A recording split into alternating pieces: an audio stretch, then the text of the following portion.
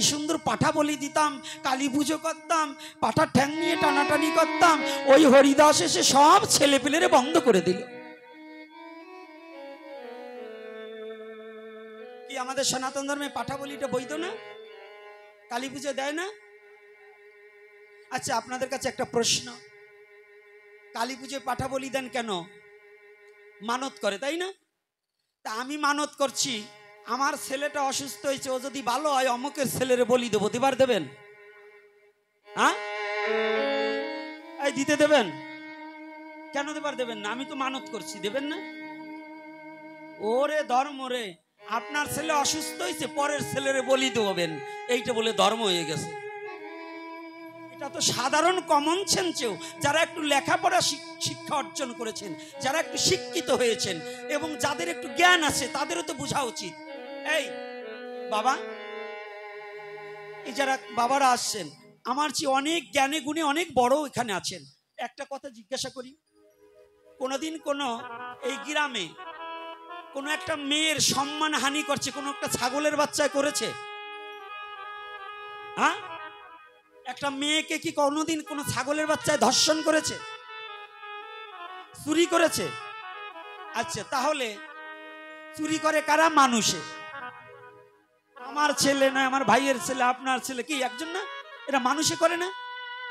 তা দেখেন, এক পার্টি ধর্ম বের করছে কি, অকাম করবে আপনার ছেলে, তার কোনো বিচার হবে না, জরিমানার টাকা দিয়ে ছেলের দোষ গোপন করবেন, আর ওই বনের পশু একটা ছাগল তারে বলি দিয়ে বলে জন্মের ধর্ম হয়ে যাচ্ছে। এগুলো ধর্ম না অধর্ম? সবল দুর্বলের প্রতি সবলের অত্যাচার, এটাই তো এই বলির মধ্য দিয়ে বোঝায় নাকি? যদি আজকে যারা বলির প্রথায় রাজি আছেন, তাহলে আমিও মানুষই করছি, আপনার ছেলের বলি দেবো, তাহলে ওইটা রোধতে হবে। যদি আপনি ওইটা মানুষই করার পরে যদি ওইটা বৈধ হয়, তাহলে আমারটা বৈধ নয়? বৈধ কিনা? তাহলে মানুষ খালি একটু হইলে, কয়জন পণ্ডিত বেরিয়েছে, শাস্ত্র নিয়ে আসবেন, শাস্ত্রের দিকে দেখো। তুমি যারে বাবা কও, ওইটা কোন শাস্ত্রে লেখা আছে ওইটা তোমার বাবা?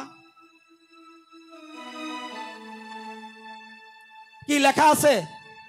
কোন পুরাণে, কোন বেদে লেখা আছে আমার বাবা যে, ওইটা কি কোনো লেখা আছে ওইটা আমার বাবা, এটা লেখা আছে? তাহলে যেমন মার কথায় মা যাকে বাবা বলতে বলে, তুমি যেমন বাবা বলো, তা সব কথার শাস্ত্র দেখতে চাইও না। তাইলে তোমাকে যদি প্রশ্ন করা হয় তোমার বাবার শাস্ত্রটা কই, ওইটা তোমার বাবা, তাহলে দেখাতে পারবে না। তদ্রূপ বিবেকের দ্বারা যাহা ভালো মন্দ বিবেচনা করা হয়, তাহাই শাস্ত্র রূপে বিশ্ব জগতে প্রকাশ পায়।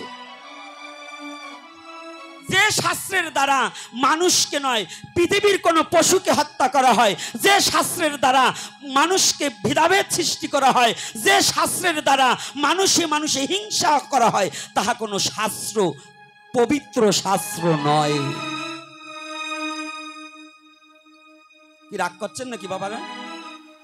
কষ্ট পাচ্ছেন?